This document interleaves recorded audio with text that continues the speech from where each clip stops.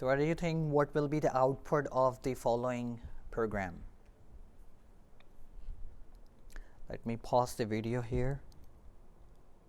Start recording again. Yeah.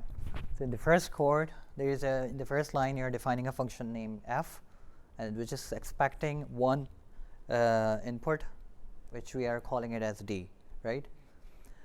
And where are you calling that function?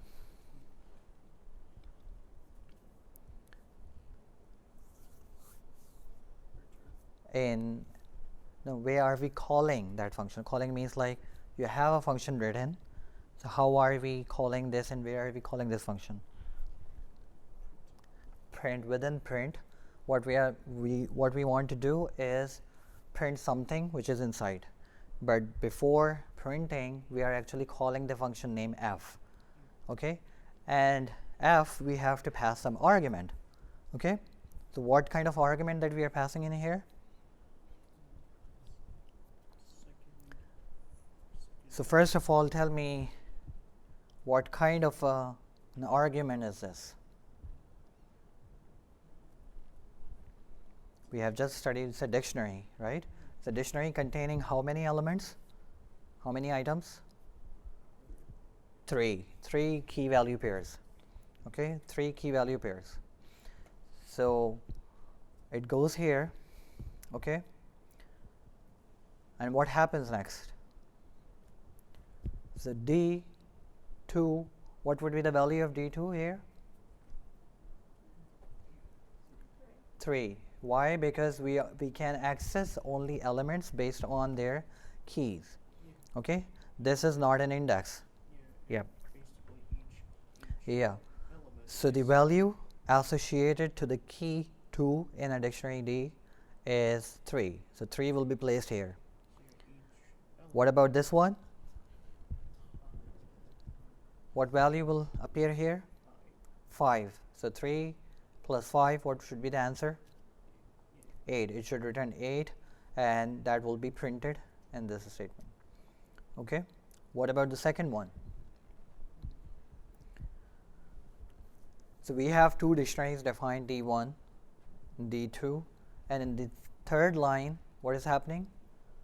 We are removing a key and its associated value from dictionary D1. So we are removing the key x and its associated value y, which is y, from D1. So D1 will now be containing only 2 elements, high and its associated value, and 3 and its associated value, right? Now what we are doing next here is, what is happening here in this line? We are actually updating the key high with a new value. So what we are doing is we are accessing this value associated with the high, which is 4.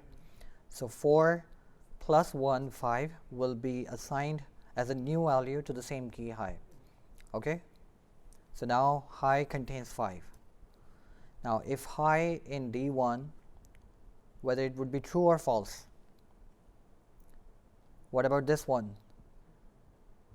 This is a membership operator. It checks for the membership, whether high is present in D1 or not. Is it true? It's true. And what is by in D2? It's also true, right?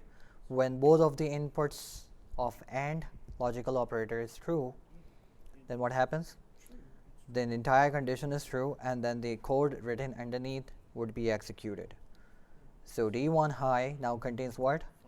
5 plus D2 by is minus 5. So what should print? 0. So this is the answer. The first one is 8 and the second one is 0. Again, these are very common things that you may expect in your exam. You might need to understand the code line by line and try to assess the output. Okay? Any question here? All right, so let's proceed ahead.